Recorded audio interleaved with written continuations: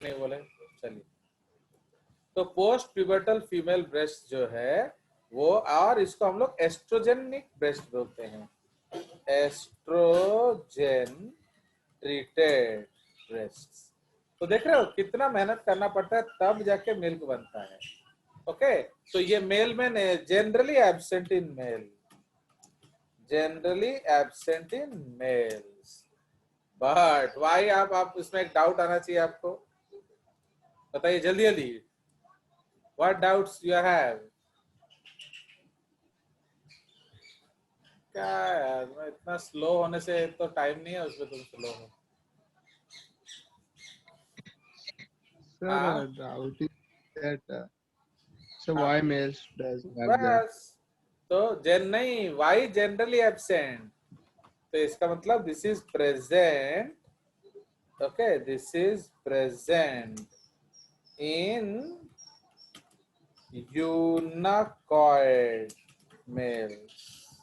समझ रहे हो, जो हिजड़े होते हैं, हिजड़ों में जो मेल होता है उनमें आपका ये होगा एस्ट्रोजन, ये इस तरह का ब्रेस्ट। क्यों? Because of oestrogen, due to, केते पाठ पढ़ियार अच्छे बाबा, तमें जो मजा करी ना 10th 9th रे, अब यहाँ नाक से खून निकलेगा, बिकॉज जे जब फिजियोलॉजी पढ़ाएगा ना तो सब हवा हवा में उड़ेगा सब, इसलिए बहुत मेहनत करना है तुम लोग को, समझे? चलिए, तो इसको सेव कर दिया जाए, इसलिए बहुत मेरे क्लास में प्रिपेयर होके आया करो, नहीं तो बाद में बहुत प्रॉब्लम होगा। अब ये देखिए, ये क्या है, कंपाउंड ट्यूब्यूलो एसाइनर ग्लैंड। तो इसमें क्या, ये एक्चुअली इन्होंने एक अलग कंसेप्ट बनाया है, ये ट्यूब्यूलर है, ये एसाइनर है, देख रहे हो? ये एक और Yes, कंसेप्ट sir. भी हो सकता है एक्चुअली। तो ये पता नहीं सब क्या किया है ये बुक, तो मेरे को तो टेंशन दे रहा है। तो इसका एक और कंसेप्ट हो सकता है, तो मैं कहाँ बनाऊं, यहाँ बना देता हूँ मैं, ओके, यहाँ। तो ये सपोज ये है आपका क्या, डक्ट। अब हम लोग ग्लैंड बनाएंगे, तो ये देख रहे हो, तो ये आपका ब्रांच हुआ, फाइन। फिर ये कंपाउंड ब्रांच हुआ, तो ये कौन सा है ब्रांच, बोलो? This is compound tubular branch, Yes, sir. But उसमें फिर सैक भी होगा ग्लैंड में। End में. तो ये जो सैक आया ना, ये मिल्क बनाता है। तो इसीलिए प्यूबर्टल ब्रेस्ट, जिसे आप लोग जो है आपके क्लास में the girls, they can not synthesise milk, why? Because अभी उनका ये येलो वाला बना नहीं है। तो वो कब बनेगा, लॉन्ग टर्म प्रोजेस्टेरॉन ट्रीटमेंट, देख रहे हो? सो ये long term progesterone treated breast. तो किस में मिलेगा बोलो long term progesterone treatment? After giving birth. Yes, as in case of pregnancy. जो प्रेगनेंसी में जो इतना लंबा होता है, तो इसी को हम लोग फंक्शनल मिल्क प्रोड्यूसिंग ब्रेस्ट बोलते हैं, समझ रहे हो? तो देखो कितना इंपॉर्टेंट स्ट्रक्चर्स है। चलिए, सो दिस इज सेव्ड, तो this is the concept of your ducts. Compound gland हम ऑलरेडी कल बात कर चुके हैं। नाउ अब हम लोग डिस्कस करेंगे, आपके पास कुछ टाइम है तो मैं आपको कनेक्टिव टिश्यू का एलाबोरेशन कर देता हूँ, ठीक है? सो जो कनेक्टिव टिश्यू है बेसिकली, फाइन। तो कनेक्टिव टिश्यू आपका कितने प्रकार का होता है?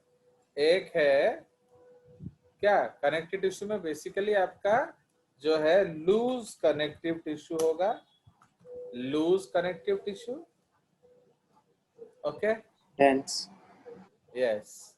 तो लूज कनेक्टिव टिश्यू, उसके बाद आ जाएगा डेंस कनेक्टिव टिश्यू, उसके बाद आ जाएगा डेंस का बाप, that is skeletal connective tissue, and ultimately आ जाएगा आपका Fluid. क्या, फ्लूइड Fluid. Connective tissue.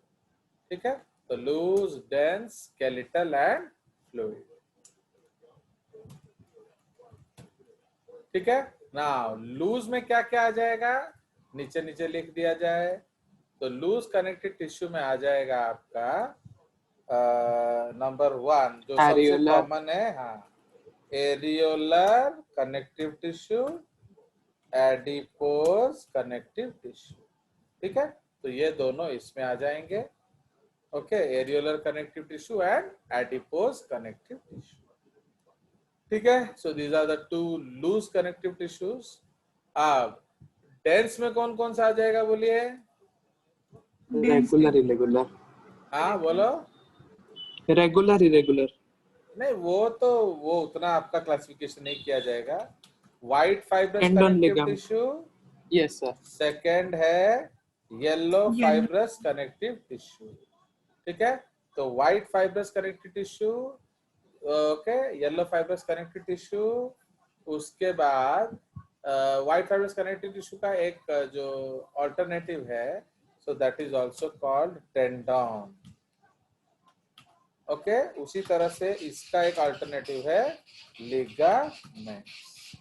ठीक है, व्हाइट फाइबर कनेक्टिव टिश्यू, इसमें एक और हम लोग लास्ट में कर देते हैं 5, so that is called what, reticular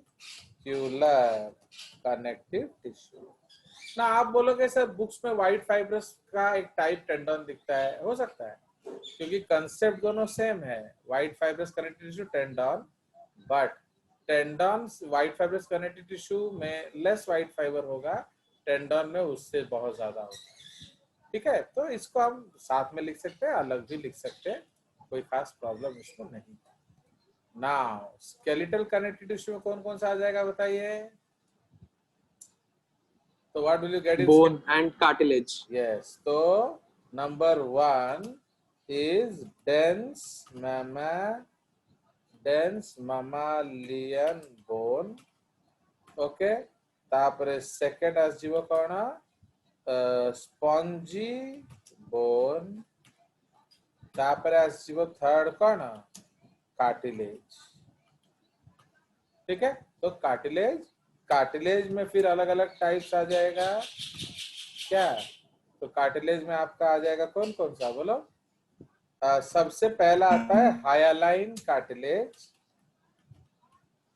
okay, तो हायालाइन कार्टिलेज जो है वो सबसे पहले आएगा, क्योंकि उसी में हम छेड़छाड़ करते हैं।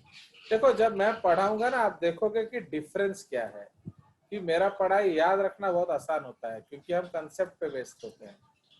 तो you will see the difference actually, what is the difference from JJ's।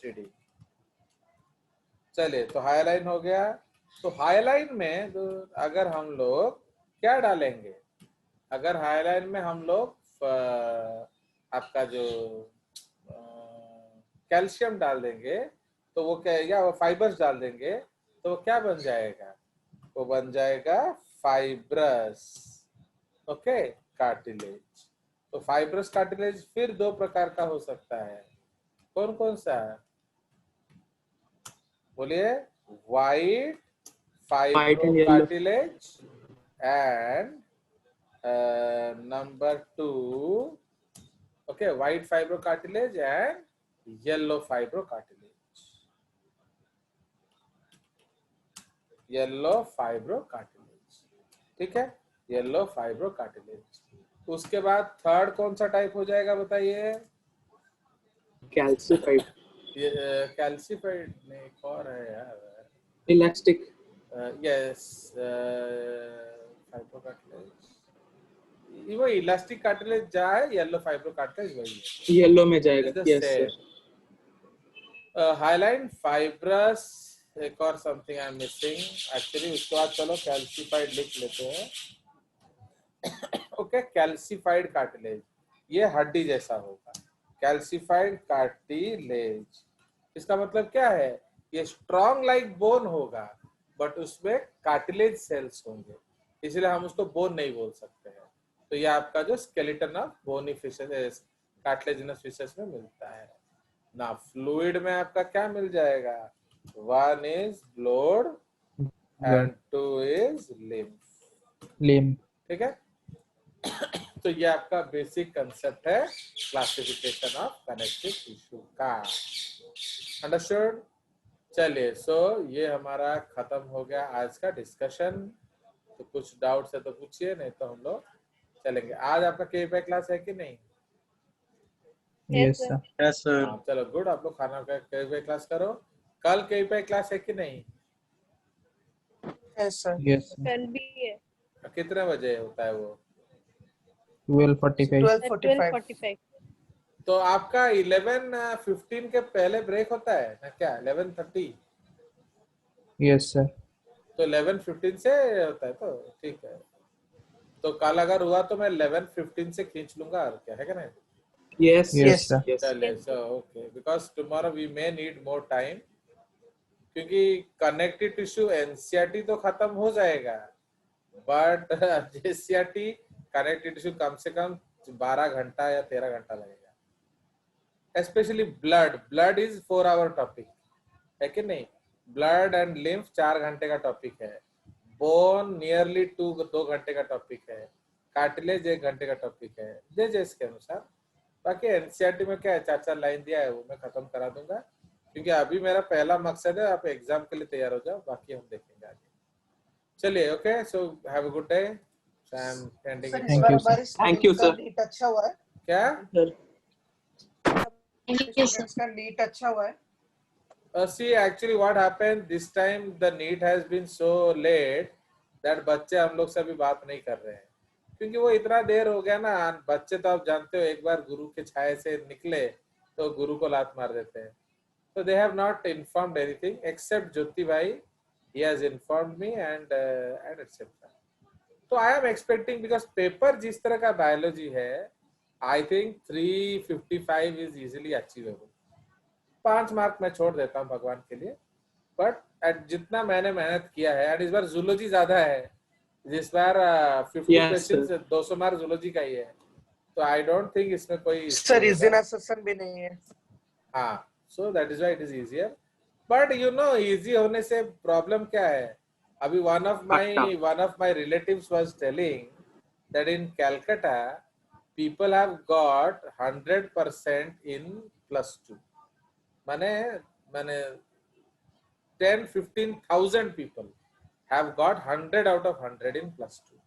तो अब तुम खुद सोचो, सत्य सार्थक को सीट नहीं मिला एक कॉलेज में, बट उसका 100% मार्क था। तो do you think it is mentally upgrading? No, sir. ताहले माने आप वो 100% मार्क लाके रिक्शा खींचेगा। सत्य तो गाना गा लेता है, वो गाना गाएगा, और क्या करेगा? सीट तो मिलेगा नहीं। तो इसलिए जो इजी पेपर करते हैं ना, ये आपके लिए बहुत नेगेटिव हो जाता है, क्योंकि कट ऑफ बहुत हाई हो जाएगा। समझ रहे हो? तो अगर क्वेश्चन में आप देख रहे हो ना, मोस्ट ऑफ द टेबल हम एक मैथ से पूरा कर दे रहे हैं, तो ये कोई मुश्किल ही नहीं हो रहा है ना। तो अगर थोड़ा मुश्किल होगा तो बच्चों में डुबियसनेस आएगा। अब आप खुद देखो, out of 4 questions most of you have answered 4 out of 4, so then how will you produce a gradient? Then how I will make a topper and how I will make a flopper?